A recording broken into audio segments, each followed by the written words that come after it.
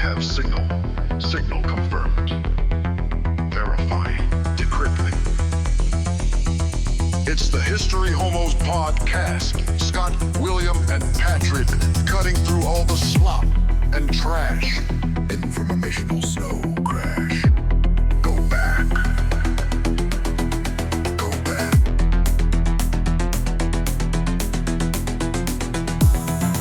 MK Ultra, go insane.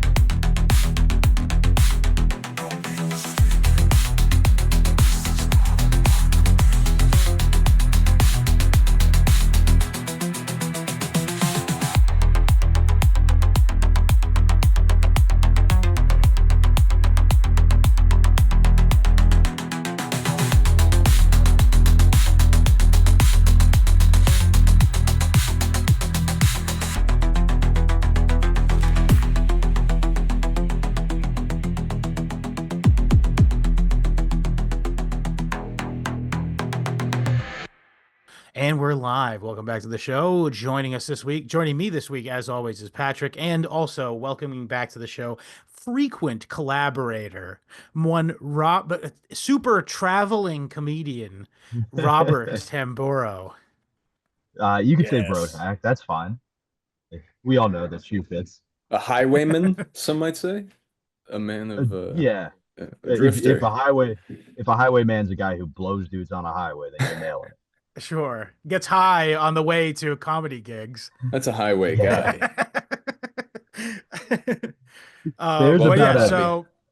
There's a 2% chance the gig I'm sitting outside for is going to be good tonight. Like, and the 2%, it'll be incredible. But the guy who booked me's name is the Drunken Stoner.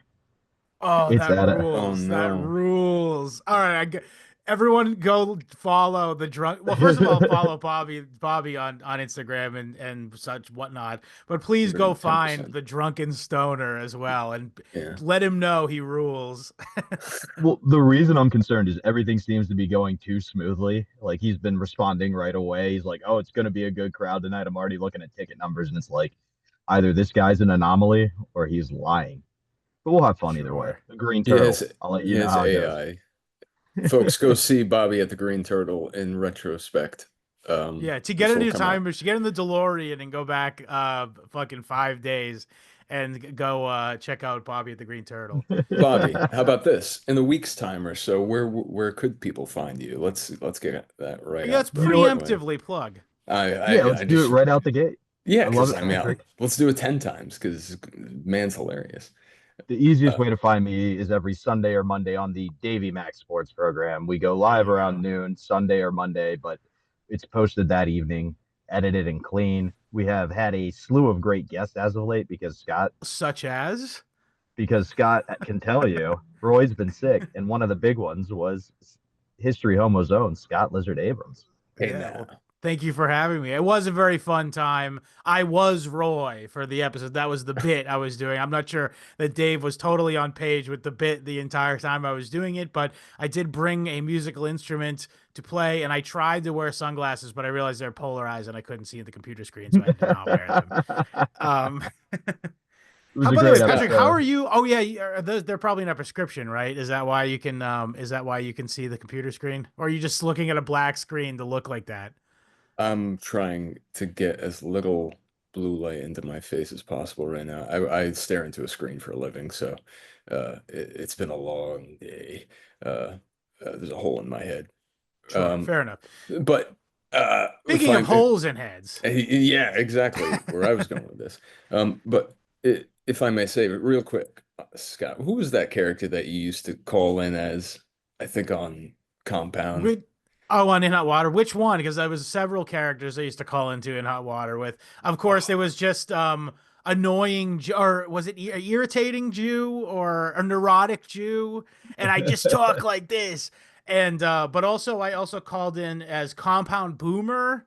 If I was playing a parody MAGA guy, it was very funny, I think.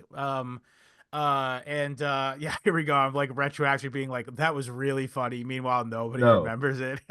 Well, I mean, honestly, it was at the point. The reason why I don't remember a lot of the names is you would call in and be like, "Hey, Bobby, it's me," and I'd just be like, "All right, what do you want your name to be?"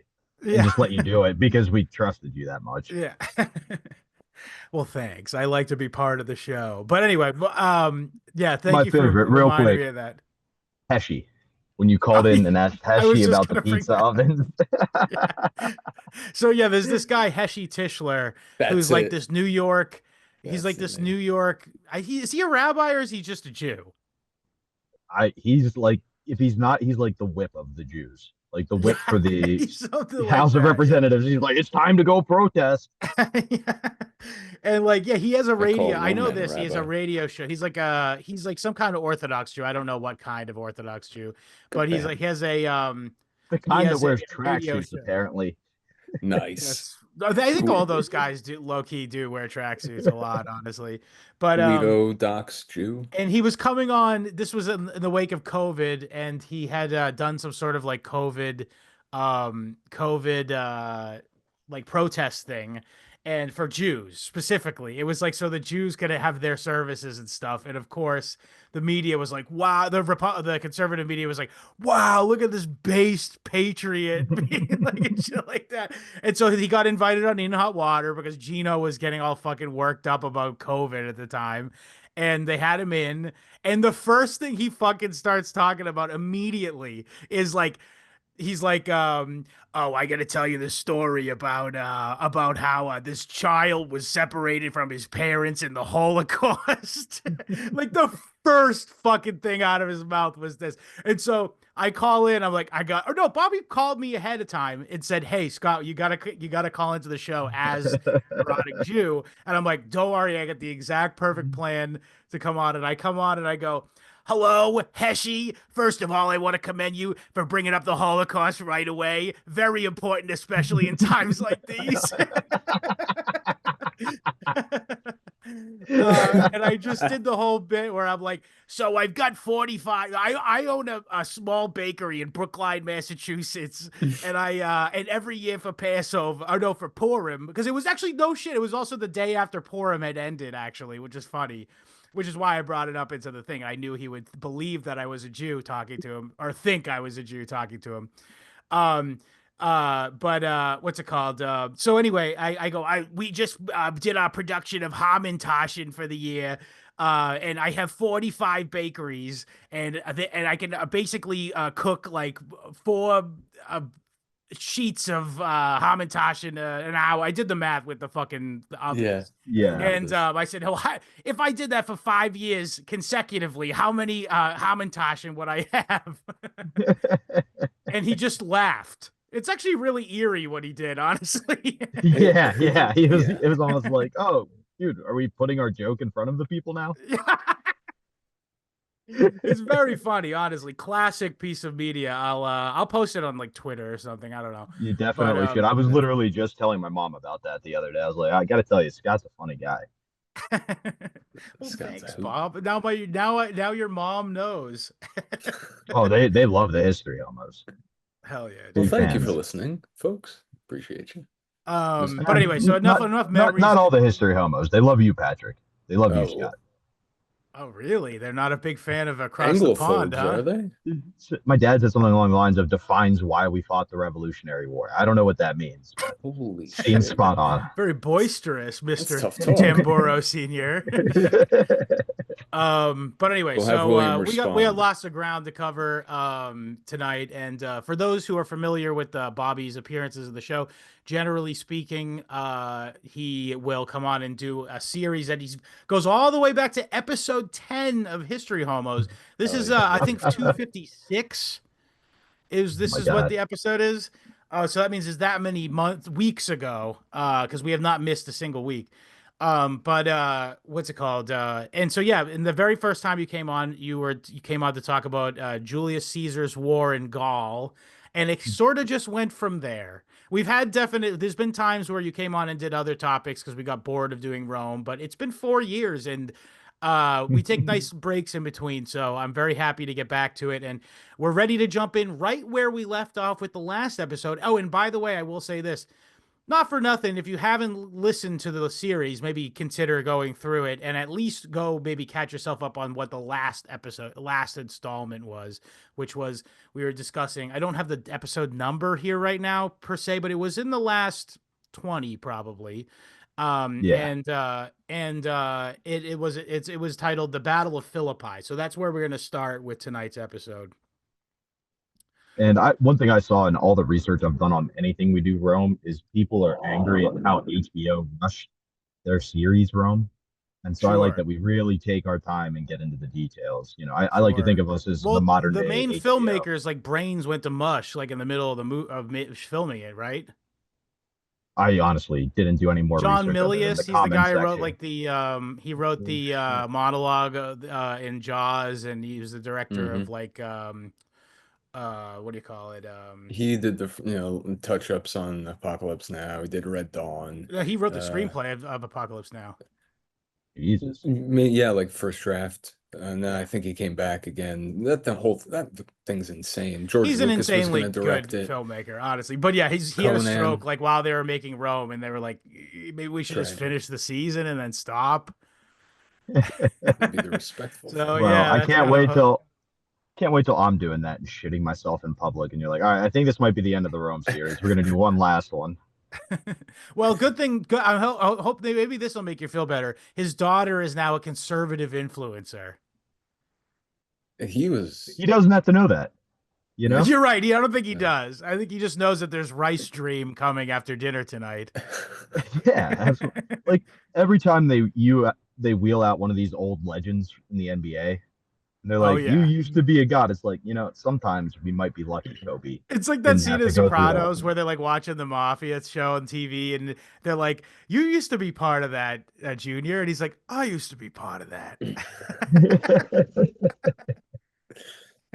That was sad. It's a low-key, a sad scene in that show, honestly. Yeah, I just thought of the milkshake scene when he forgets to put the thing on the blender. And it flies. Oh, yeah. Whatever, he just poured milk in there for no reason. And he's like, I gotta blend this milk. And that's it. Anyway, speaking of Italians, though, so this is a very Italian story. The entire thing is encapsulated with Rome, as generally speaking, when you talk about it, it's pretty far flung usually. But most of what we're talking about tonight did happen on the Italian peninsula. So it was real greaseball shit. It was between the Italians. On the boot. And it really does feel like a family reunion, like a giant family reunion for Italian people gone bad. Like there's a lot of almost skirmishes, a lot of like, I'm going to kill this dude. No, don't kill him. Yeah. Like, let's appeal to this other power. And then finally there's just one fist fight. Doesn't go down that. So it's a fun one to get into. Forgive me for this, but I would like to take this as an extended metaphor here for a moment. But the whole thing kind of does sort of play off like a bit of like a Sopranos episode, if you will, like sort of like a power jockeying sort of like it, like, you know, everybody's like on paper is friends, but they're actually conniving each other. And then at the end, they end up having to, you know, have like a sort of disappointing for everyone agreements. Spoilers, I guess, for 2,000-year-old history. Yeah. But, You but got yeah, the you no, got go you ahead, got Patrick. the boys in Jersey, then you got the guys in what was that, Rome, and then way off in fucking The Alexandria, Sicilians. dumbass. The return of Marc Anthony, with his yeah, I can't Yeah, wait to get well, him he's like to sort of yeah. he's like a big presence in this, but he doesn't actually make any appearance. Okay, so where we left off was the Battle of Philippi, which was sort of like the last stand for the people who killed Caesar. Which was like, you know, Brutus, Cassius. Cassius was like Caesar's boy, and he just completely fucking backstabbed him. If I'm not mistaken, he was eating dinner with him the night before. Jeez, that's cold. Um, and yeah, so What, no Do you bread? think he Nothing? was asking like philosophical questions too? Like, do you think the deer's mad that we killed it, or do you think it knows it was its time? Like, do you think it'll forgive the hunter? Just out of curiosity. yeah. And he's got a Yeah, mouthful no. of food, like, thought about it. Dude, just fucking eat. We got a big fight tomorrow. Yeah, yeah, yeah. But do you think he'd be mad? What's with Yeah, what's apparently with they the got like fucking drunk all night monologues, too, by the way. by the Well, I way? mean, that's just good psychology. I mean, that's just also just what Romans did, I think, also. In Yeah. vino Oh yeah. veritas. Yeah. Yeah. Penny. Yeah. Anyway, so so the battle's over, and now basically now the triumvirate of Mark Antony, Octavius, who would later become Augustus Caesar. He's also you know, at the time he was still actually he was going around currently as Julius Caesar, because he had inherited his adoptive father Julius Caesar's name upon his death. And but everyone knew him as Octavian, or I guess history remembers him Octavian. People probably did call him Julius Caesar to his face, which is odd. But either way, they had won the war. And also, by the way, Octavian was bitch made, and he didn't really participate in the whole war part of the deal. So yeah, He had a tummy ache. he rightfully did not get the cred that Mark Antony, who in other Yeah. circumstances, frankly, I'm not impressed with this Mark Antony. Um, and but however, he sort of ended up he really put his time in, and he sort of chose his alliances correctly, and he ends up being one of the three main guys in charge of the entire mighty empire of Rome, or proto empire, late republic of Rome. And you know, it's immediately the second that the three get out of sight of each other, two of them start conniving on the other one, of course. Absolutely.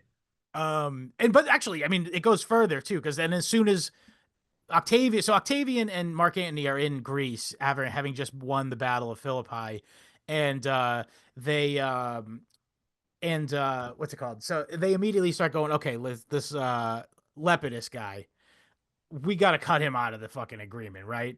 Wait, Um, is he here? He's not here? Okay, good.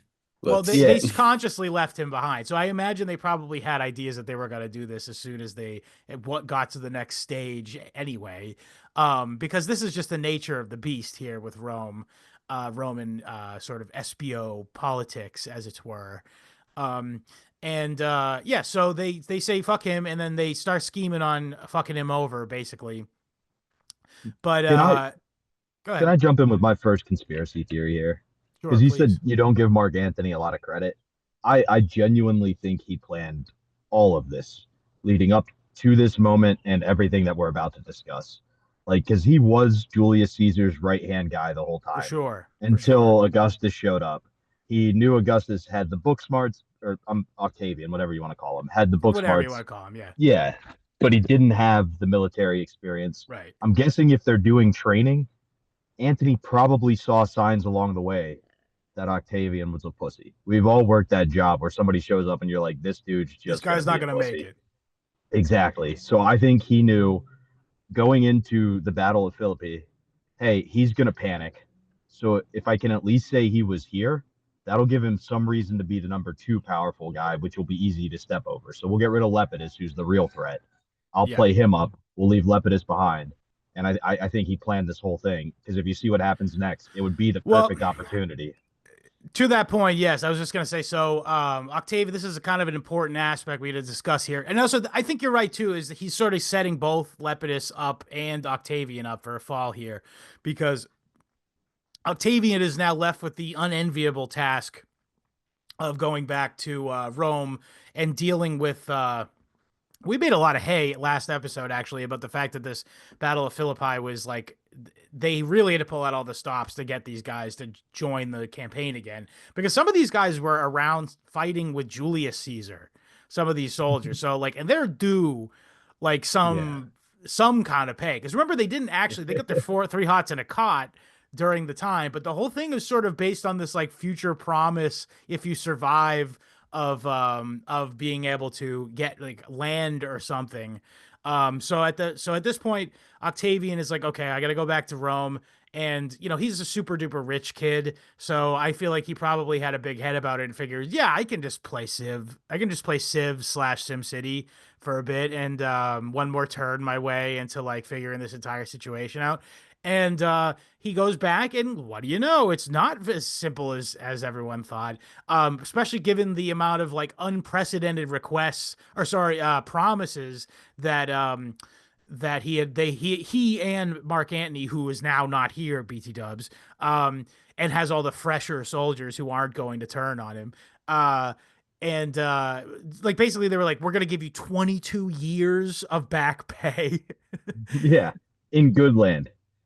Yeah, in good land, meaning, by the way, good land is plentiful in the Roman dominion, FYI, but there's something to it. So I mentioned before that they don't get paid like weekly when you're in the army. However, the reason why you would do it still is because there's a certain gravitas you get as a soldier in Roman society, and also like a sort of like, it's a social class you're in. You're a part of like the arm of the state, basically. You're, you know, so it's worth it for many people. So so when I said that to say this is that when Octavian brings him back to Italy and goes, all right, we got some nice land up in the Cisalpine Gaul, which is now part of Rome, by the way, just like Julius Caesar always wanted.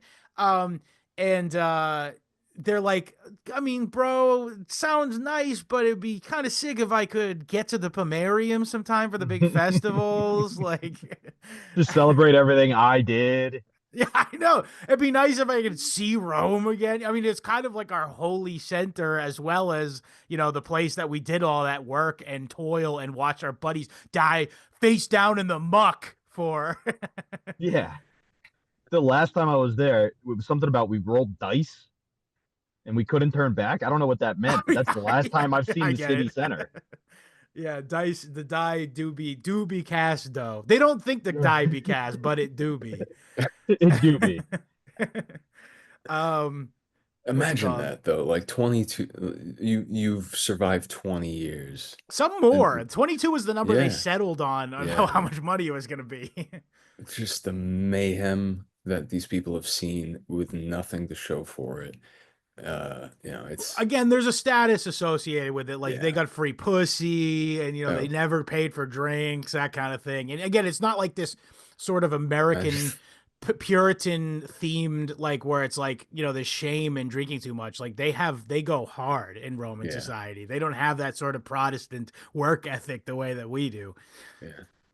And let's be honest, they got the rape and pillage. Like, they get the rape and pillage. Yeah, I mean, this is like, It's like occasionally you might Norm Macdonald bit about that. Hannibal Buress is my favorite. Okay, that's like, what I'm thinking of. Yeah. Where'd the term rape and where'd pillage and plunder come from? Well, it started out rape, and they were like, well, you can't just rape. All right, we're gonna rape and pillage. And they're like, what does pillage mean? I don't know. I was focused on the rape. And they're like, all right, now we're gonna pillage and plunder. What's plunder? I don't know. I was still focused on the rape. And if you want to hear that with timing and actually laugh, listen to Hannibal. No, well, okay, I've heard it before, so that's why I'm laughing. Yeah. No, yeah, exactly. You're referencing the good version. I'm wondering about But that is a good joke. But either way, Fulvia. regardless, yeah, so they were doing that. So that's why you did it. But also another thing to mention is that like these guys weren't just fighters. Like they also were like construction workers because they were building siege engines and Yeah. like chopping down trees and Yeah. farming at times, or Mm, at least harvesting.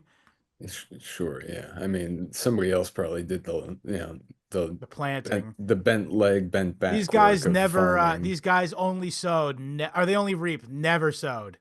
There it is.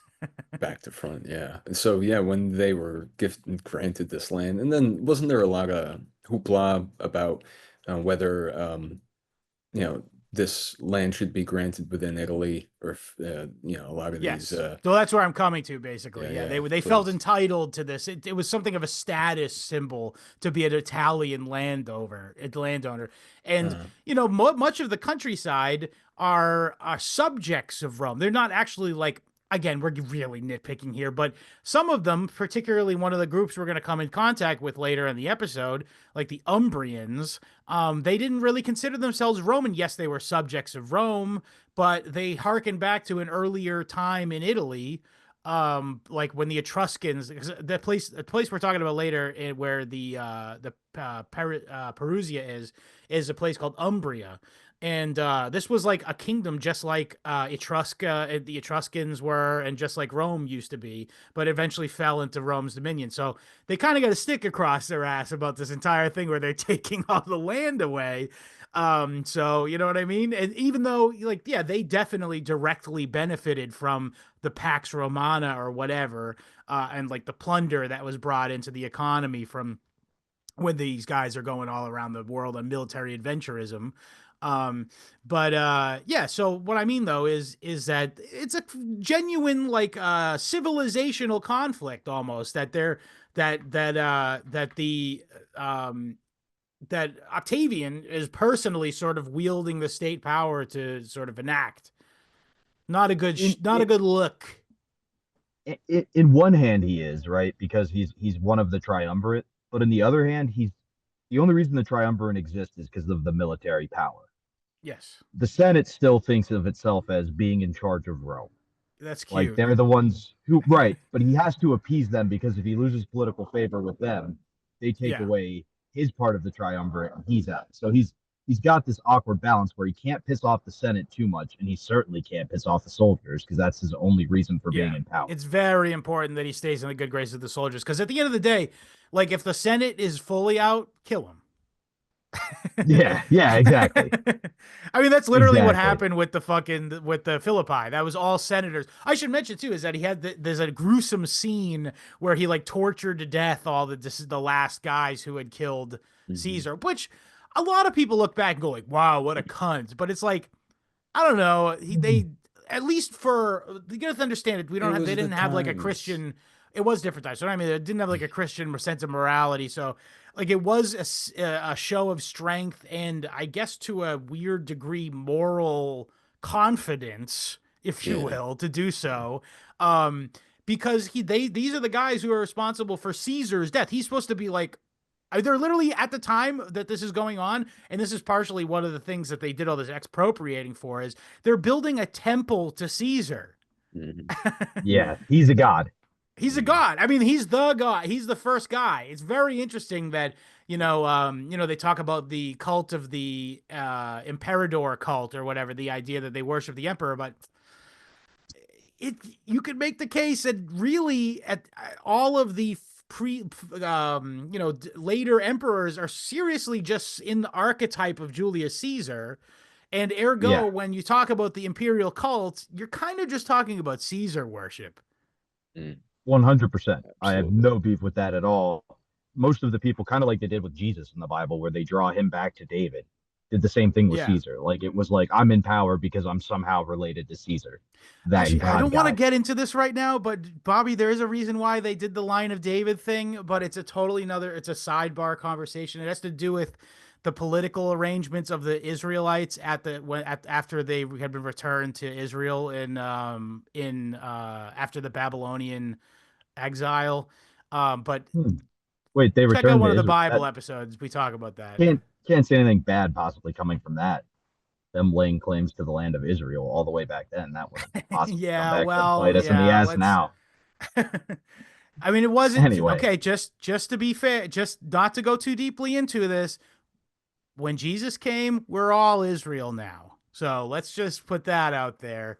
So we're all Darn technically tootin'. entitled to that land for the record. well, not according to the British, who wrote this nice little letter that was like, if you help us with this fund this war effort, you can have this place all to yourself. But no one wants to talk about that, I can't William. read English, just American. No So I love true, your dude. style, Patrick. Dude, you're such an upgrade. Wait, the what According to now? I said, you're Who such you? an upgrade, according to my dad.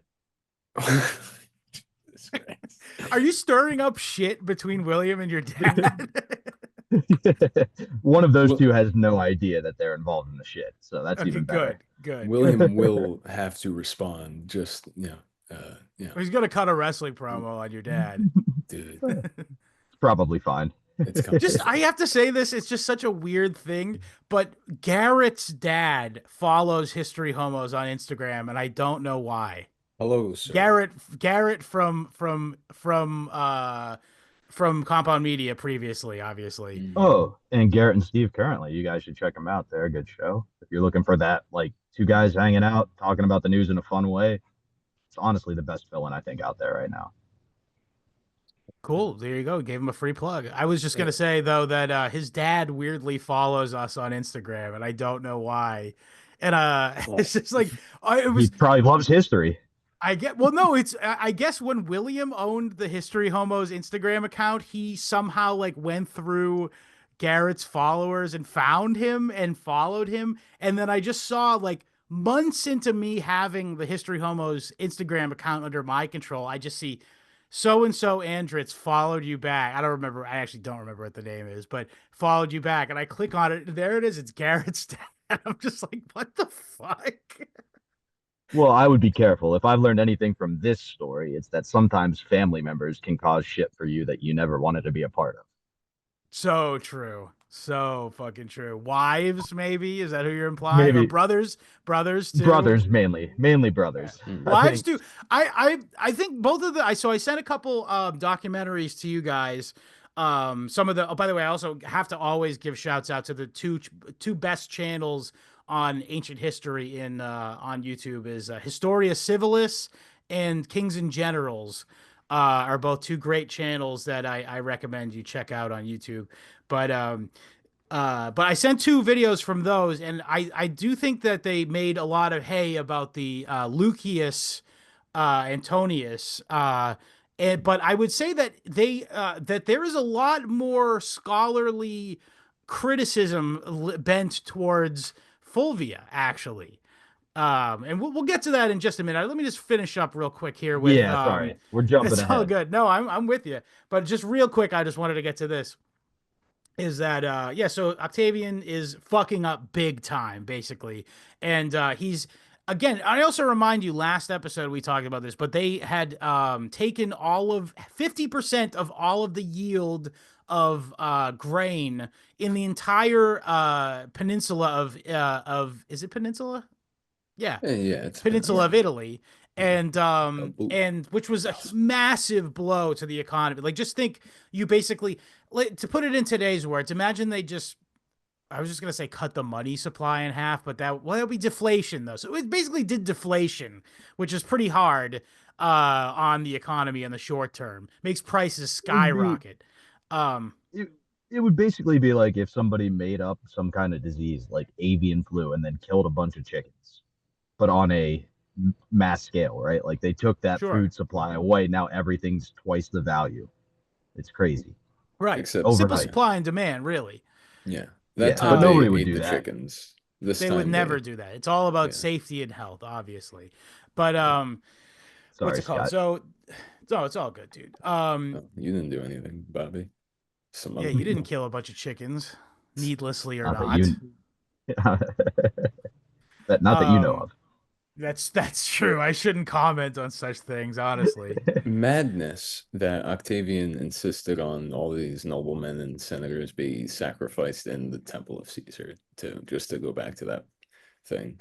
It's definitely the imperial cult is Oh, Yeah, it's pretty Caesarian. dark. I actually Yeah, do think that that was at the end of the story, for the record, but we're jumping a little ahead here. It was not the oh, senators from the Caesar from the Battle of Philippi who were sacrificed. that was a Different incident, overture. but we'll get to that. Yeah, forgive me. Soon. You're foreshadowing. That is what it was. That's what I was doing. Yeah, Certainly clearly. not But yeah, confusing so two things. nope. Um, What I was gonna say is though is yeah, so it's bad. It looks really bad for Octavian, and as a result, there's a bunch of political instability, as it were, as you might imagine. And in the wake of this, a guy who we've never mentioned before, but is a guy named Lucius Antonius, who is indeed Marc Anthony's brother, And decides to take. Yes. I know that's the correct way to pronounce his name, but if we call him Lucius Anthony the whole time, it's going to be a lot more fun. He was like, Marcus, get your ass back to Italy and help me out. They're raping everybody out here. Hide your kids, hide your wife. how'd you go? But before we start talking about that, we got one little quick thing to do. And What that could it is, be? oh, yeah, snap into it, card collectors. You thought Series 1 was wild? You ain't seen nothing yet. Plunder World Season 2, Series 2 just dropped from the top rope and landed with a historical splash. While the other card games were busy power creeping into oblivion, we were cooking up the most savage red pill deck this side of the Rubicon. Somebody call the referee, because this one's already over. That's right. Pokemon? Pfft, your Charizard couldn't even roast a marshmallow. Yu-Gi-Oh? You're trying to summon a blue-eyes white dragon while we're out here resurrecting forgotten empires with a single tribute. And don't even get me started on Magic the Gathering. You can keep your lands. We're already occupying the timeline.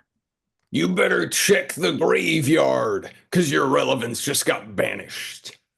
Let's stop talking and start pulling. Time for a sample, baby. So I'm about to open up a pack of good old-fashioned Plunder World Series 1 here. Of course, I pick one that's not trying to open very well. It's got gloves on, please. Those cards are hot. Yeah, I should, honestly, because it is valuable. These are collectible items. Clearly. Here we go. Let it open. Hang on. So I'll be reading from, let's see, we get a rare this time. We did get a gold-rimmed one. Which is the coolest one do I want to read here?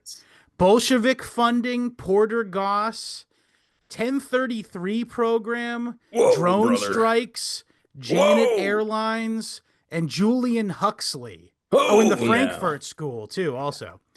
Let's do drone strikes real quick. So drone strikes, here's the art. This is Series 1, by the way. So this is not what you'll be pre-ordering when you go to www.plunderworld.com.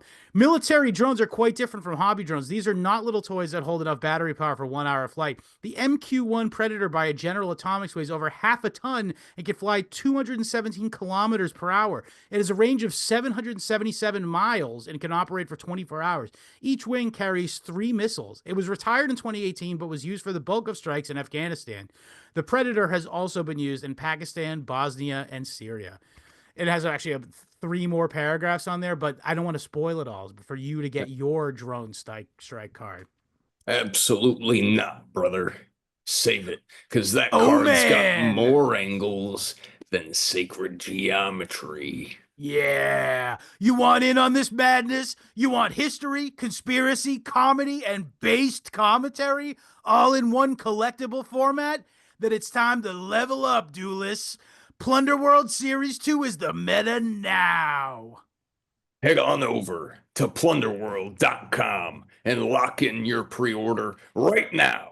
And hey, drop promo code HOMOS in the notes and you'll get 3 extra packs. That's 3 more chances to pull pure, uncensored heat. Plunder World, because this ain't your grandma's collectible cards. This is history with a flying knee to the jaw. www.plunderworld.com, promo code homos. Act fast or be lost to the dustbin. Hell yeah. Thank you, Plunderworld. So Lucius, or Lucius Antonius, which We I just now left. am doing this bit for the rest of the episode, by the way. Thank you, Bobby. I'm on board with that. Luscious Antonius. This is revisionist history at its finest. Girl, Fulvia, get your ass down here. We gonna take over Rome. So one thing that's important is, in order to appease the Senate and the soldiers, basically the middle class got fucked. So anybody who didn't have political ties but owned a farm no longer owned a farm. That was how Octavius decided. So basically, if you wanted to perhaps find an alienated group that you could rile up, all you had to do was appeal to them. That's how the playing field was set for both Lucius and Flavia. That's great point. Honestly, forgot about that aspect because again, the entire peninsula was basically a powder keg, and man, they're fucking up. And then here's the thing. Long term, this was like what ended up happening or whatever, but like this is just like a natural. Here's the thing, let me just tell you guys how people work here. You can push them and you can push them for so far, and then eventually they push back. I know this is some breaking news to you here right now, but particularly in such brutal times, though, you can only and again, the other thing is, like, by the way, Quigley talks about this in Tragedy and Hope, by the way, is that, like, at the time it was very dangerous for like the locals to be riled up. Because the weapons that the locals had was not much different than the weapons that the soldiers had. So it really is just about numbers, and tactics had a role or whatever. But you know what I mean? It's just there's a certain level of like obeisance that needs to be adhered to as far as keeping the populace chill. They did not. So in this power vacuum, this guy named Lucius Antonius and Marc Anthony's wife Fulvia, they sort of decided this is their moment to sort of seek power. Now the question is, we know where Marc Anthony was at the time. He was in Alexandria getting nasty Cleopatra pussy, the nastiest, ugly, most inbred pussy you could imagine. Egyptian He was that uncircumcised dick. Yikes. In that womb that survived the first C-section. True, yeah. Oh, yeah, he's also getting his boy Caesar's sloppy seconds. Very classy, Mark. Are you proud of me now, Dad? Yeah, I know. Tell me you have a fucking you have a complex without telling me you had a complex. He threw away everything for this bitch too, by the way. Well, that's a later episode, so let's not jump ahead with that. That's, by the way, you were saying before that you were giving cred to Marc Anthony having this sort of plan this whole time. And yeah, I'm sympathetic to that viewpoint, particularly in light of like this episode's like events, because it does seem like he had like sort of at least had like the idea to be like, okay, I'm away, so no one can blame me for this, but I can come back and then throw my weight around when it actually is all resolved. So again, we're about to get into a second, but my point is though, that's great and all, but then look what he did when he ends up losing his fucking rag in Egypt at the end of the day. He threw everything away for pussy, and it basically like it presages the Romeo and Juliet ending where they like kill each other like in order to be together, and it's fucking simp city, dude. Yeah, I think if you look at it, we'll talk about it as we go along, but I think you could see him manipulating its steps and thinking he's playing a zero-sum game where he cannot lose. And we'll get into it. So that's very Roman, for the record. I think he thinks that there's some sort of like, he probably goes, oh, me and Octavian are both metaphorical sons of Caesar, and I'll show Octavian I'm the one who inherited the luck. And that's like, in the Roman world, that's a totally rational thing to say, by the way, which is hilarious to me. Yeah, but I even think he's being more rational than usual here. So, like, if you look at it right now, his brother and his wife are riling up everybody while he's away. Yeah. So if he lets it play out, right, and they win, he goes, oh, I told him to do that. Yeah. And if they lose, He goes, well, I didn't like fucking that bitch anyway. My brother was a bit of a cunt. I had nothing to do with it. I was down there with Caesar's girl. You know what I mean? So I think he's playing like, yeah, this I might mean, take care of my. it's kind of unarguable with that this is a good move on his part, regardless of the fact, because of the Yeah, reasons you and just said. if you think of him more as like a manipulator, and you go, he sent Octavian there to fail and get his triumvirate ship taken away from by the Senate. Oh wait, he did a good job. Okay, hey brother and wife, you got to do something to rile these people up. Like I could see him giving these orders all along, and there's evidence that's like sketchy and not sketchy, but we'll get into it as we go. Sorry, Scott, Yeah, jumping he's ahead. kind of like Fredo. He got passed over. I'm smart. I can manipulate people. Yeah, although if you think about the last battle we talked about, he was the one being like, "I'm Caesar's ghost." Caesar Yeah, says you're you're right. gonna Yeah, die. yeah, So yeah. That was he good. has signs of that. And if you look at some of the stuff that his sister and brother, or his wife, I keep saying sister, but his wife and brother do, like it's very along the same lines of psychological warfare. I found some fun Sure. ones they did. Okay, I don't know. I don't think I got these details. So good. I'm glad you got these. But anyway, so yeah, basically what happens is, and I'll let me just pull this real quick up. I just want to get the date here. Um, but yeah, so 40. This is from 41 BC. And yeah, the Fulvia and Lucius Antonius. They got 8 What? legions in Italy that were officially under the command of Marc Anthony. The way it worked was you kind of like owned legions, for lack of a better word, like it was your possession almost. And they, of course, yeah, they had like a hierarchy within them, and general at the top of it who actually ran shit, of course. But yeah, no, they fucking he basically owned it. So when Lucius Antonius showed up and Fulvia showed up, like there was some kind of like, okay, we'll go with you kind of thing going, you know? Absolutely. And do you know how Fulvia paid the legions With for her their support? pussy. Pretty much. She printed her own coins with her face on them. Interesting. So like while all this money's drying With up, like real silver or something? yeah. So it's the first woman that wasn't a god to appear on Roman coins that were able to be used at the market and everything like that. So she tried to be like, Wow. all right, you want to fuck with my currency? Look at this. I'm the emperor, bitch. You think your dad's God? I'm God. Yeah. Oh, Yeah, no, that's interesting. I didn't even know that. That don't fuck with the money. That's how that's she's fucked up when she Yeah. started to make her own money, honestly. They always fuck with you when you start doing that kind of shit. absolutely. Yeah, she Who's didn't this, have. God? Chill. Well, You don't want to ruin any more fucking marathons, okay? um but yeah, no. So yeah, I didn't know that. That's really interesting. So yeah, so that's probably how they got him moving. And so they actually briefly occupied Rome. Now, unfortunately, there's not much history about this because I think it was something of a shame that like a woman-led army and a gay black guy army were able to take over Rome, albeit briefly.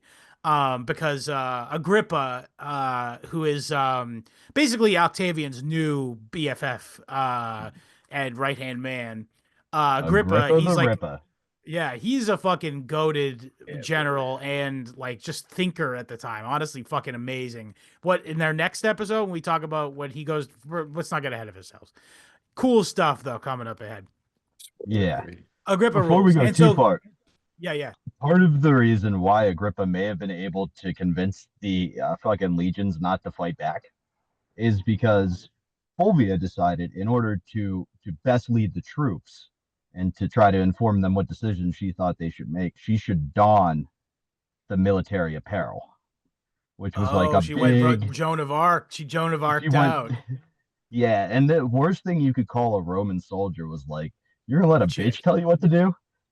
Oof. You're gonna let a woman tell Madon. you what to do?" Yeah. So like, that may have been a psychological misstep by her, is what a lot of historians say. Like these legions were kind of down. They already didn't like Agrippa because they had known each other from the previous battle that they fought Interesting. Okay. together, and she fucking goes out there like Joan of Arc, and the boys are like, "Nah, this isn't flying." Yeah, I and a lot of like I said, a lot of the ancient sources like basically solely put this on Fulvia. Like Lucius Yeah. Antonius is like sort of, and by the way, it sort of seems that way because spoiler alert, he ends up slipping away untouched from this whole thing, and she doesn't. And it seems like at the time people were very comfortable being like, this was an uppity bitch situation.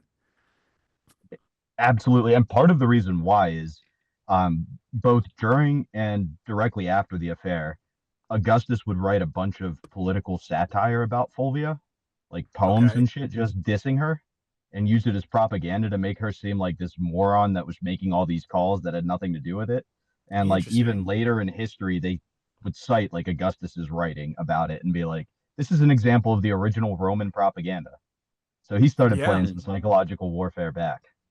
Or negative propaganda at least, because I think at the time, like most things that people wrote, here's the thing: when we talk about these numbers, I always give this sort of disclaimers, like the numbers for the amount of legions and guys. It's always like just like divide it by 10, because these guys lied, and that's like a big part of Oh that's like yeah, how they big like to do time. propaganda is they just exaggerated everything.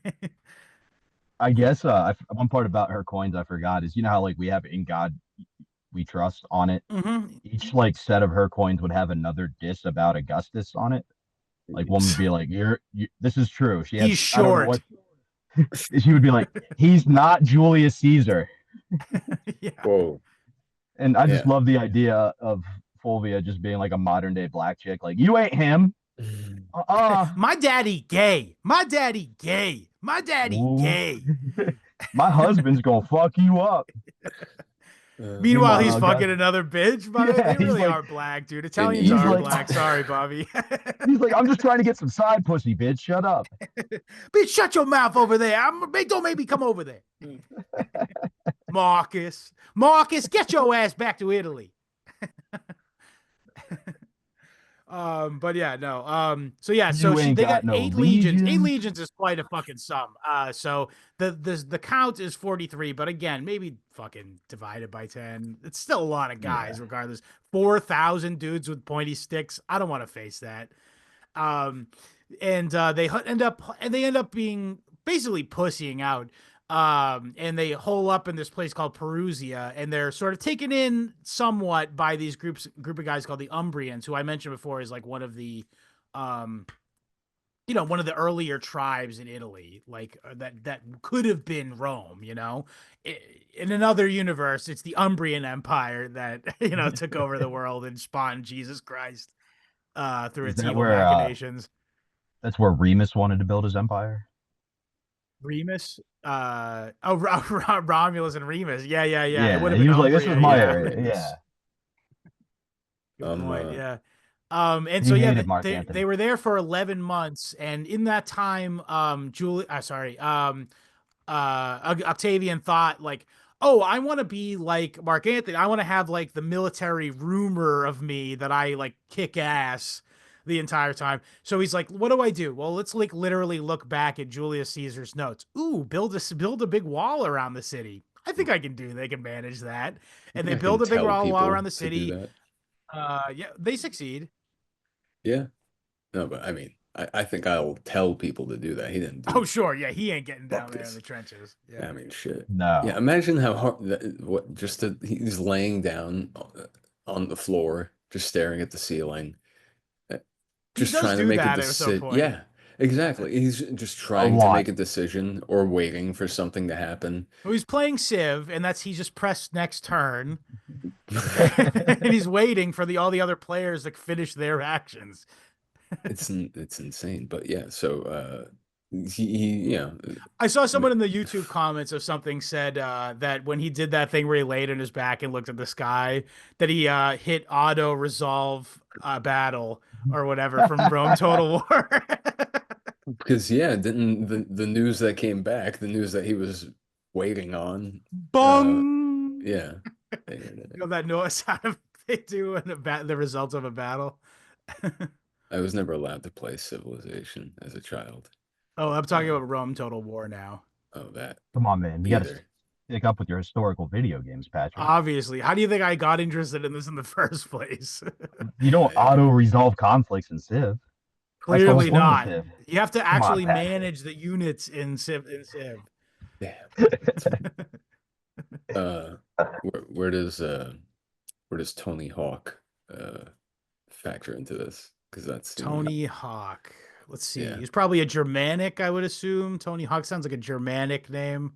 Although Tony, tough one, honestly. Yeah. Honestly, I'm going to say you could make a metaphor to the Tony Hawk, but like this. You know how you do a trick He did and the it lasts 900. until you last, or and it keeps multiplying every trick you do until you land or you Right. fall. That's how Marc Anthony is. He's in the middle of his multi-run here, and he doesn't Yeah, he's realize doing a manual for like 14 minutes straight, and that little score thing is just bars ticking going up up. and down. He got every letter of skate while still in one combo. Exactly. He's playing with all his fingers on the controller. He's using his feet somehow. What the fuck? He's using his feet and then also using one of those fingerboards too at the same time. Yeah, what's it called? So yeah, that's going on. And then for the 11, it's honestly really BC. fucking brutal. The reason why I'm trying to make it light is because it's just really brutal. What happened is they just starved them all to death and then they threw the slaves out, and the slaves were caught between the two walls that were built, and they just tried to eat grass. Yeah. Fucking yeah. Dude, yeah. The whole time I'm trying to wrap my head around the intricacies of this, like the weeks long turns that this shit wheel takes, like just based on the distance between everyone and how long everything drags out for. So many people die, so many people starve. It's just so much suffering. And remember, they're in a full continent or peninsula wide fucking famine this entire time too. We're talking from Iberia to what? Like as far Greece. as yeah, pretty Almost. much Greece. I think Greece probably was or the East was considered like the fertile area that they didn't have to worry so much or whatever. But the whole point of this experiment is to bring back stuff for Rome, the city that is the heart of the fucking beating heart of the universe or whatever. It's important to note at the edges of the famine are the sons of the last two people they've killed. I forget the exact names, but one's a general of Cassius. One's Cassius's son, and one's or one of the guy's sons on the other side. So like they're just waiting. If you go for them for food, they're gonna try to kill you. Yeah. But you might ask yourself, you're a member of Octavian's army. You're sitting outside the city. What would you do to kill some downtime? And what they would do is carve insults into the rocks they were going to. They love that shit, dude. Yeah, dude. They would be like, Fulvia's a whore, Lucius is gay, like whatever the Roman equivalent of that was. Sure, yeah. They found these rocks at the site. Like there were so many that they've been preserved through history. Like imagine you're just sitting there on a wall, you get hit in the head with a slingshot. It doesn't kill you, but you're like, fuck, that's gonna ruin my day. And then it's like, hey, and you're a fat cunt. Like, that's just mean. Yeah. What the fuck, guys? We were fighting Augustus is short. Ago. Yeah. Augustus is short. Augustus is tall. Fulvia has hairy arms. I think they all probably did. They just started calling her Big Fluvius. Yeah, big Fulvia. Yeah, no, that's fucking hilarious. But yeah, it's actually sad because they all died. And eventually after a certain amount of time, they had to give up, clearly. And the best part is that due to the fraught political situation where frankly Octavian did not have the political capital to just kill Lucius fucking Antoninus or whatever the fuck his name is, and Fulvia. He had to let them go, as well as several other connected people, including I think he probably let all the military guys go, because I mean they're only being ordered to do it anyway. That was one of the ways he convinced them to surrender, where he was like, I promise I won't fuck with the military guys. Good point. Yeah. In fact, you should come to our side. Sorry, Patrick, go ahead.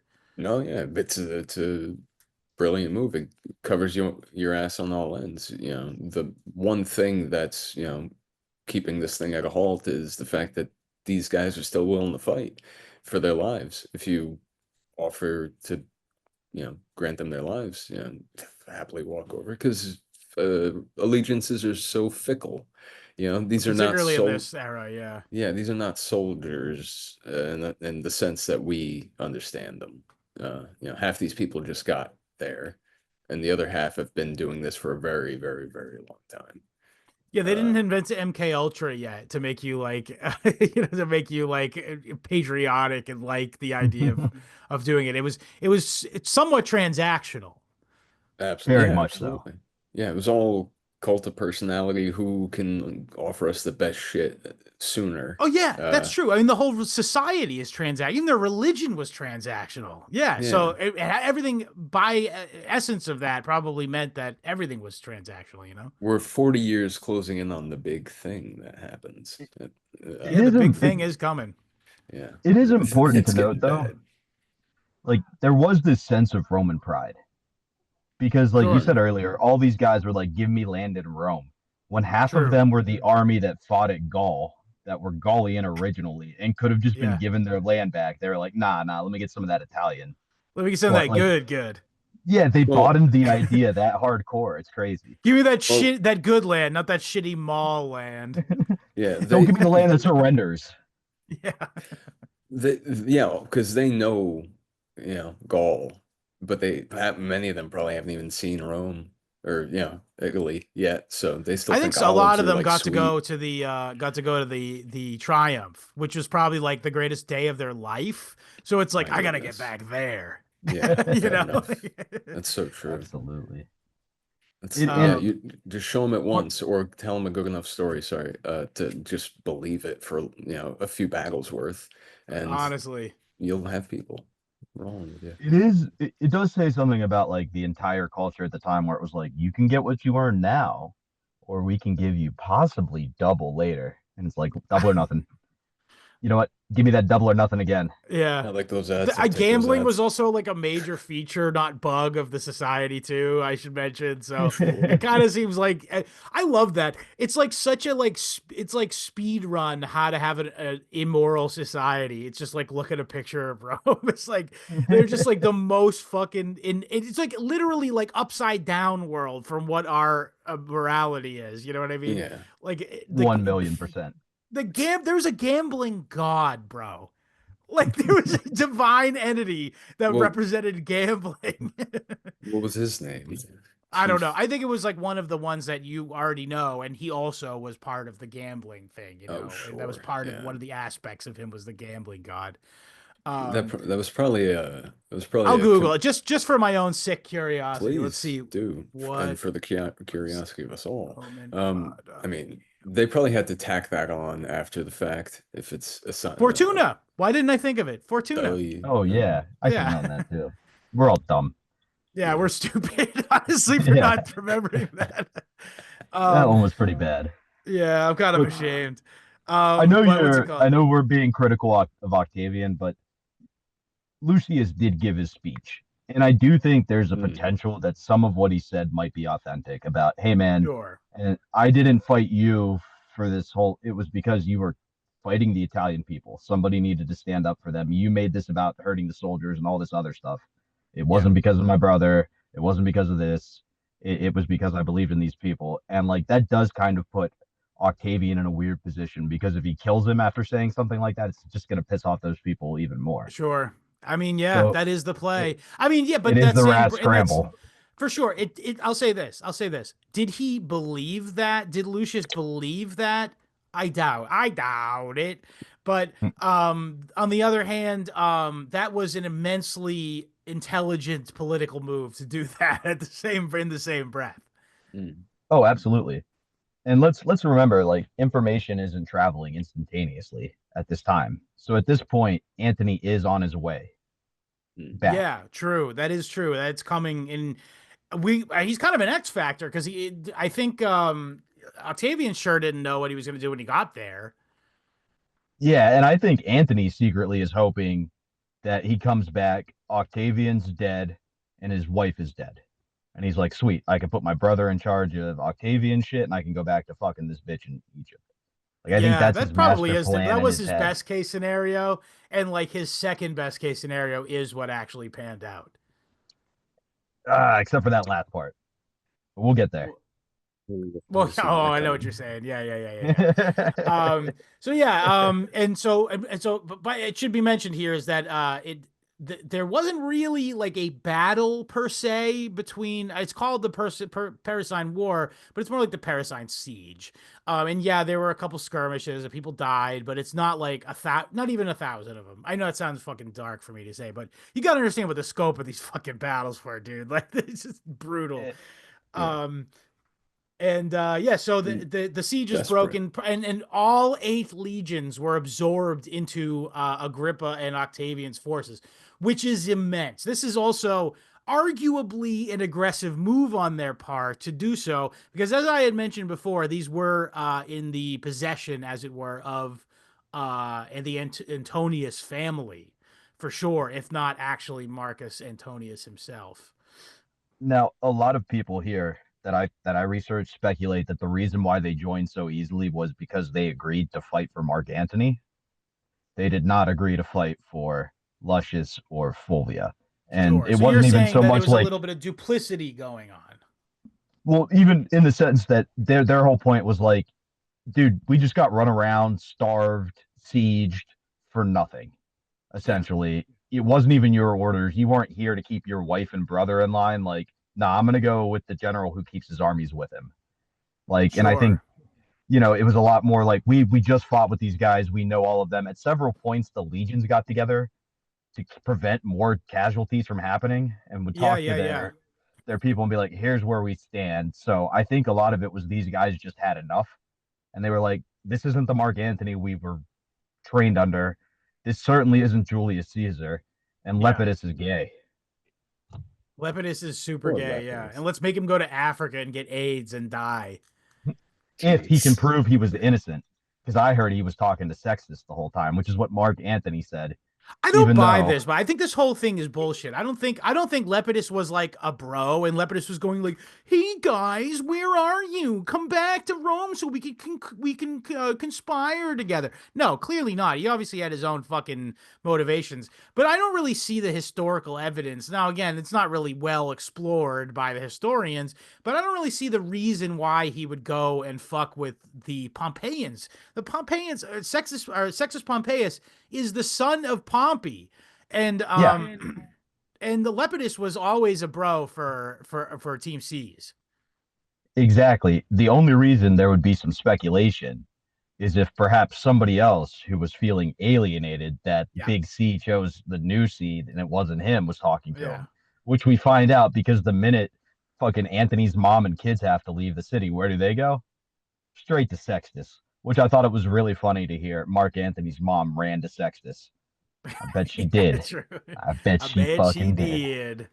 Yeah, that is a telling thing, actually. It's worth mentioning. Yeah, but I think if I had to psychologize about it, I would say probably like Marc Anthony's mom probably was like, the Pompey family are like a source of like, they're considered like an aristocratic mainstay of Rome or something.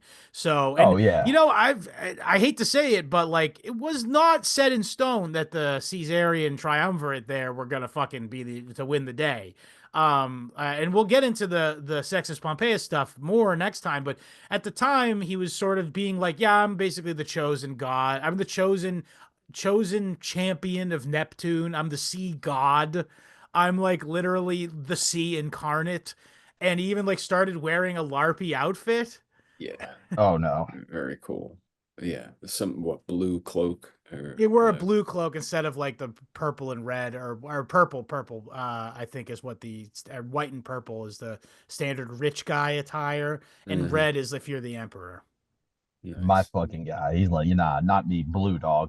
Yeah, miss me with that fucking purple gay ass shit. Yeah, maybe you could wear that fag. But yeah, so he wore blue, and that's so yeah, he was probably going off the deep end, pun intended. A little bit. There you go. That's nice. We'll talk more about him next time, but regardless, the Agrippa and Octavian are kind of thugging right now. They're kind of pretty badass right now. And they're thinking, at least they gotta fucking get the Italy together at very least. And Marc Anthony's coming back, and they sort of they end up sort of meeting at this place called Brundisium, And they do this like weird thing where they're not sure if they're gonna fight or not. Yeah, It was a lot of like, we cool? We cool. You know, Yeah. I'll put my sword down if you put your sword down. We, but eventually they Well, were I able to think, talk it out. Bobby, you had just indicated in the previous incident that they're like at this point in time, like war is they're so fucking sick of it, and particularly the actual parties involved here, like and the when Even the the individuals, that's what I you mean. know. Yeah. Oh, yeah. Oh, you mean the generals? Yeah, them too.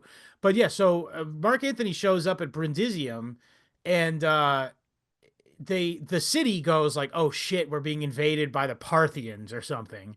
Not knowing who it is because they didn't like have like ship, they didn't have like a flag or whatever. And even if they did, there's no Who like knows? Geneva conventions. They could have been flying under a false flag or something. Who knows? Um, but they what's it called? The Mark Anthony's guys, they start showing up at Brundisium and the city goes stop, stop, and they block off with like ropes and boats to the harbor from coming in, and they stall for time while the Caesarian, I guess, forces the return to sort of back them up. And yeah, it's like a bit of a Mexican standoff for a minute there.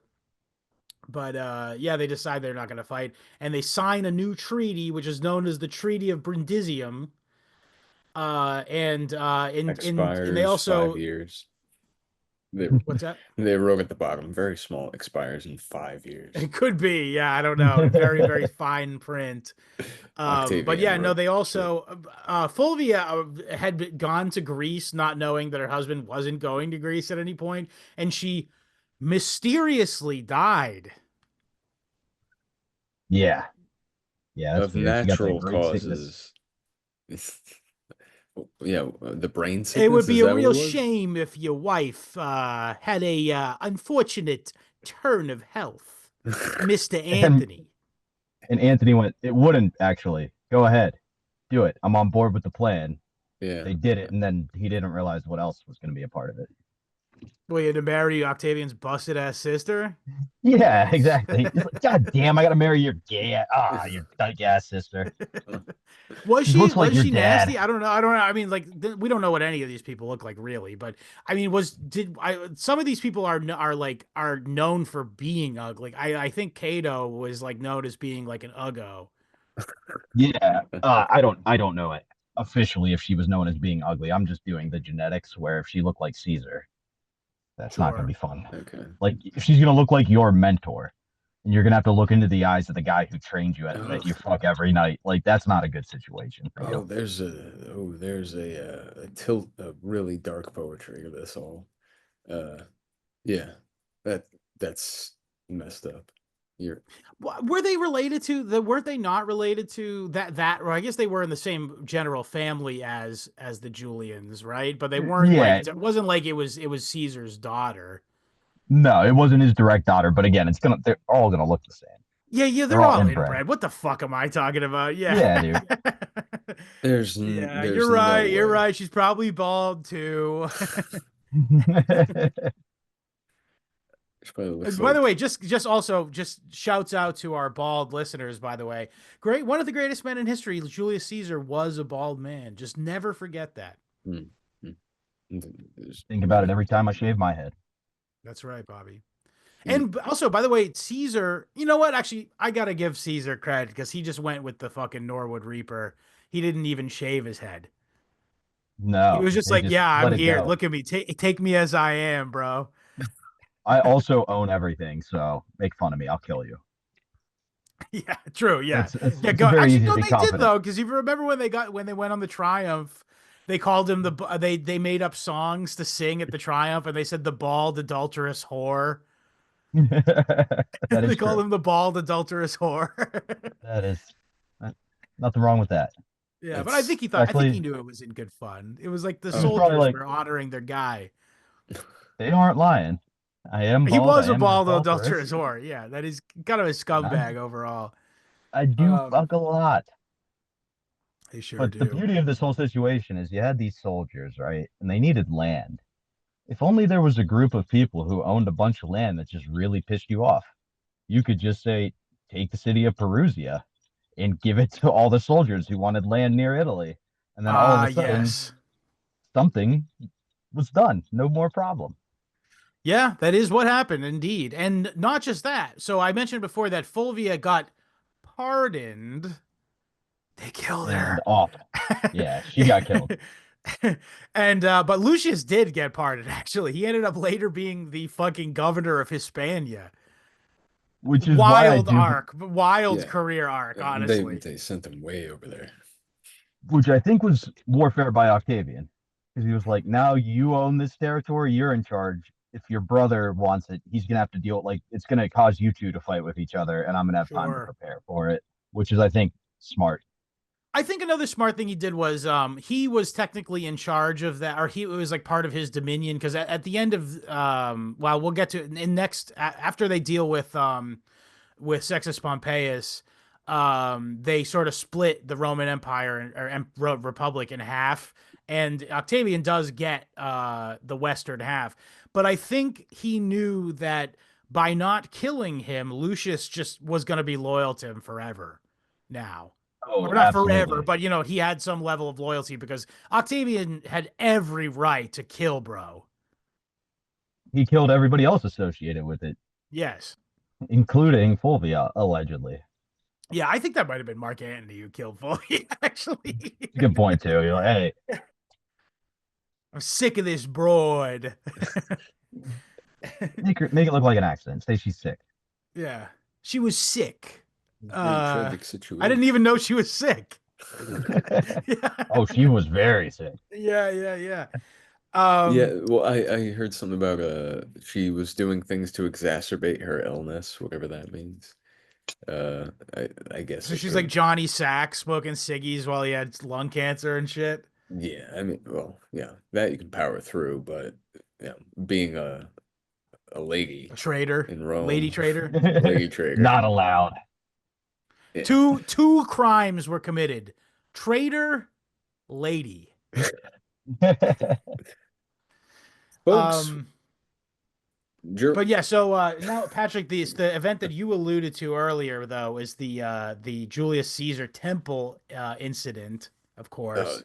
yeah, no. Yeah, this was the other time he sacrificed a bunch of loyalists to whoever else in the short span of time. The Umbrians. So the Umbrians were the people who were they had the unfortunate crime.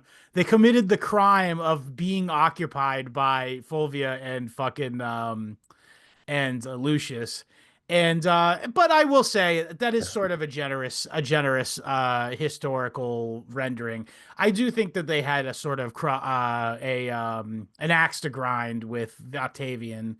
And it turned out that it was for a good reason because they got fucked over majorly by Octavian afterwards. Because yeah, they basically they were the ones blamed for the entire insurrection, essentially. Yeah, And which is just a fucked up move to be like, well, I can't really punish these people because it'll create political problems for me. So let me blame the town and make an example out of these people who really had nothing to do with it. What latter day philosopher does that work does that make you think of, Patrick? oh, what's his name? Freaking I meant Gerard. Gerard, because you remember I- they make the martyr. We were talking about this last episode. I wanted to say Fred Nietzsche, but then I was trying to think of some other But guy. not Fred Nietzsche, though. Fred Nietzsche probably was like, No. yeah, it was based of Octavian to That's do that, actually. yeah, that's what I thought you were getting at. But yeah, the whole time the back of Oh, my no. Gerard bells ringing because this is we're reaching a climax here in the Very much so. Yeah. Go. I agree with this very much. Go ahead, yeah, please. this is just happening to intersect with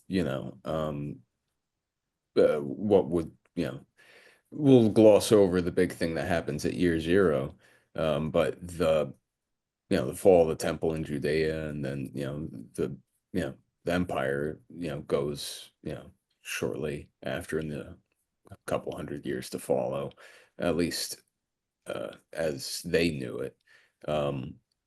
But I don't know.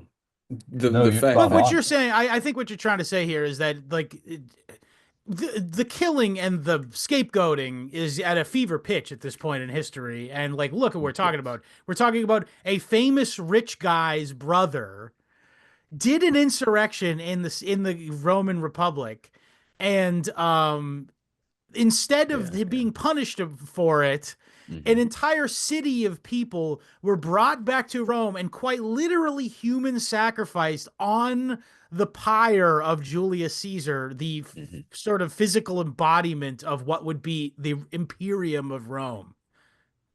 Yeah, Yeah. and that's where Nietzsche comes in the episode prior because they killed Caesar and he was like, God's dead. And guess what, boys? We've killed him. Yeah, true. Yeah, you're right. That's true.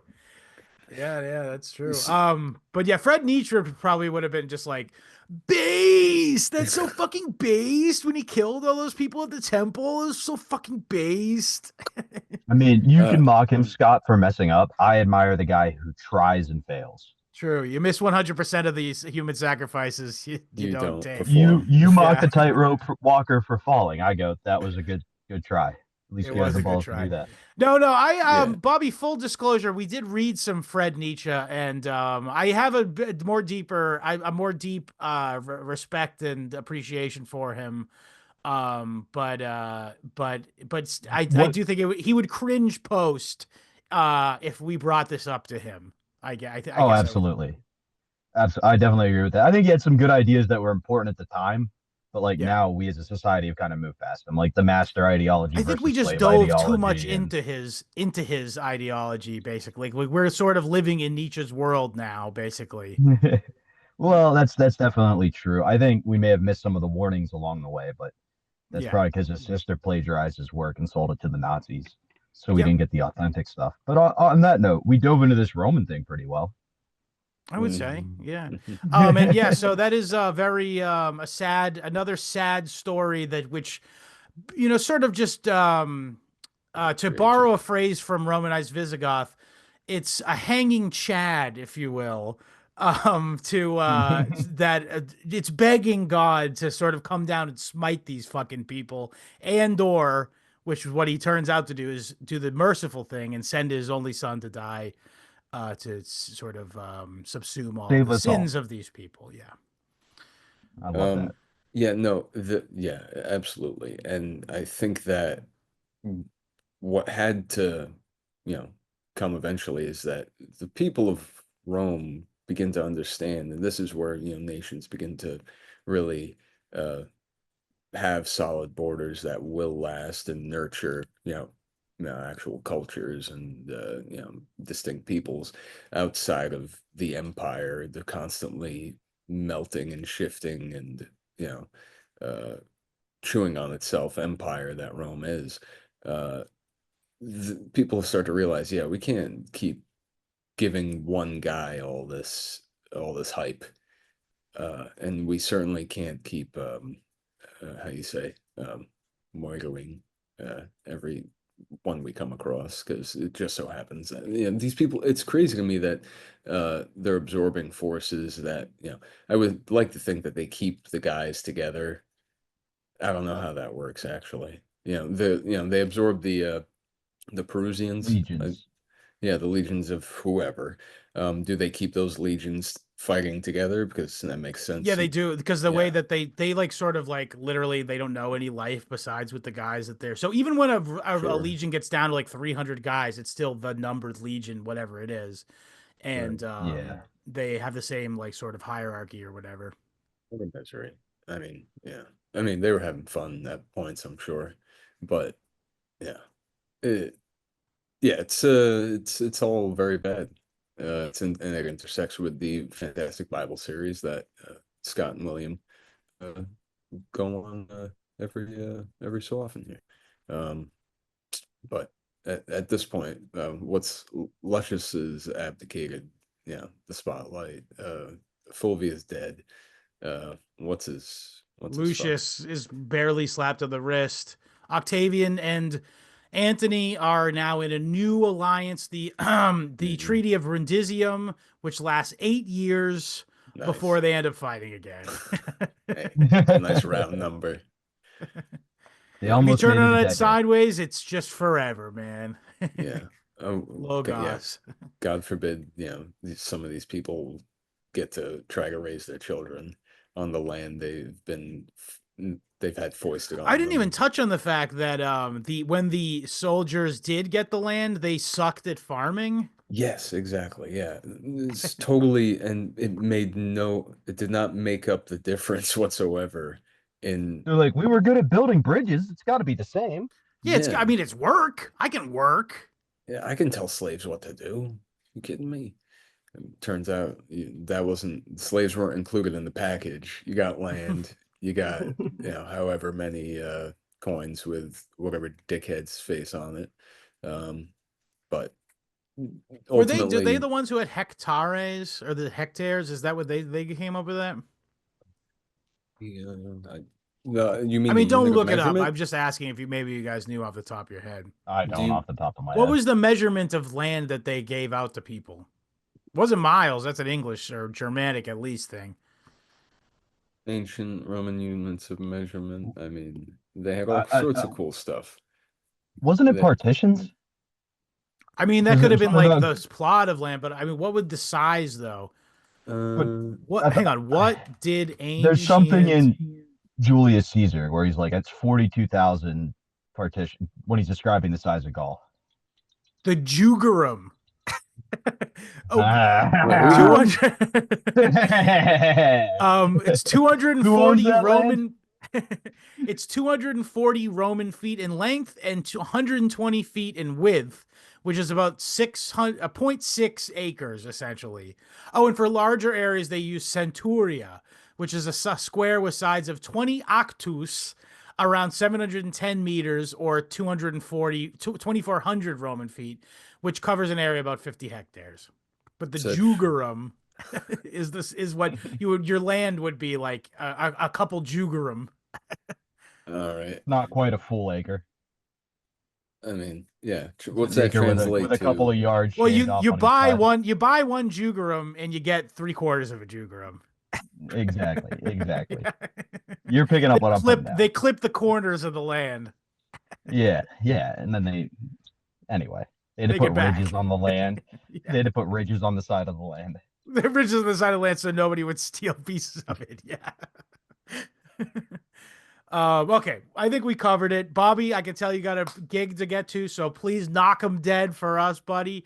I know you already said it earlier, but I will say it again. Check out the Eastside Davy Mac Sports Show on YouTube, which again, do yourself a favor, go watch my episode. That's a great introduction to the show. And do that. It's on YouTube, Eastside Day TV on YouTube. And also follow Bobby across social media at Bobby Tamburro, Bobby_Tamburro. And and also you still doing POS? No, not as much anymore. But the other one I can plug is Tales from the Satellite with Eastside Dave, where we break down old Ron and Fest stuff. Regular on here. White Jared helped with that, but I still give him credit because we wouldn't be out here without him. Righteous. My constant counselor, my constant advisor. That's probably the best way to.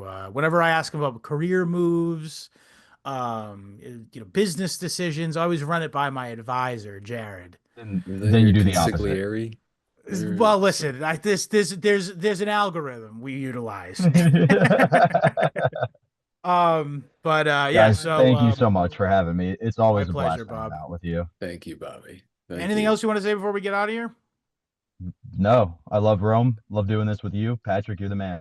You're the man. Shouts out. www.historyhomos.com for the RSS feed. We're also available on iTunes, YouTube, BitChute, Odyssey, Rumble, Rockfin, and did I miss any? Most importantly, www.historyhomospod.substack.com. Thank you so much for subscribing over there. It's the best year of History Homos so far. We're really doing something here, guys. So please join us over there if you want 100% more show. There's an extra episode every Thursday, as well as that's a great place for you to consume the regular show on Sundays.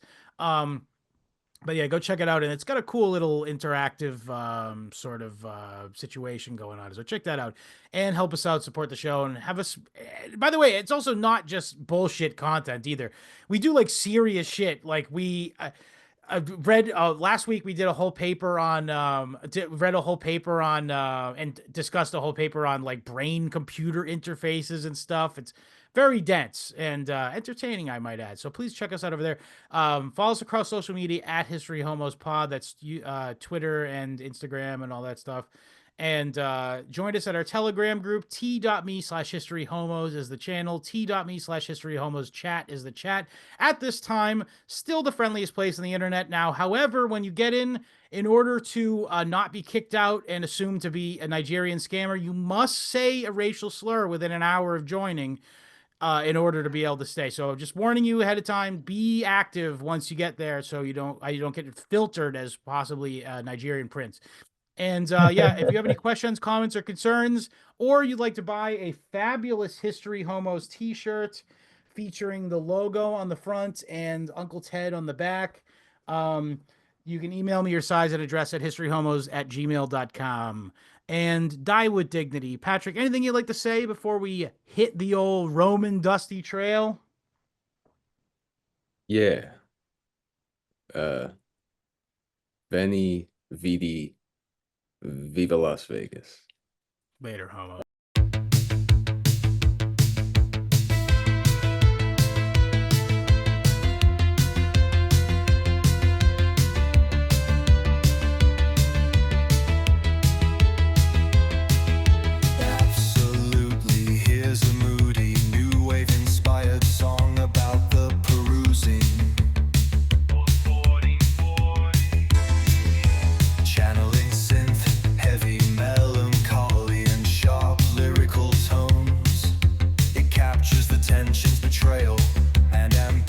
Between Fulvia, Lucius Antonius, Octavian, and the ghost of Marc Anthony looming large over it all.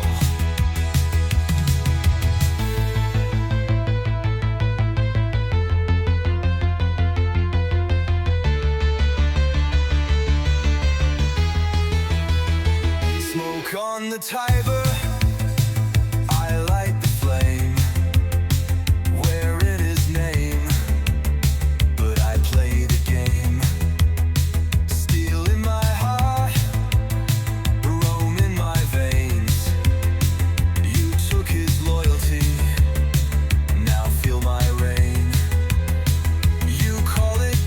I call it war. I see your empire, I want more. In the ashes of Perusia, I hear the cries of a love turned cold. Octavian, you wear the crown, but your glory's bought and your soul's been sold. In the silence after fire, I still see Antony's ghost in the sky, and I won't lie down, not tonight. I held the walls, I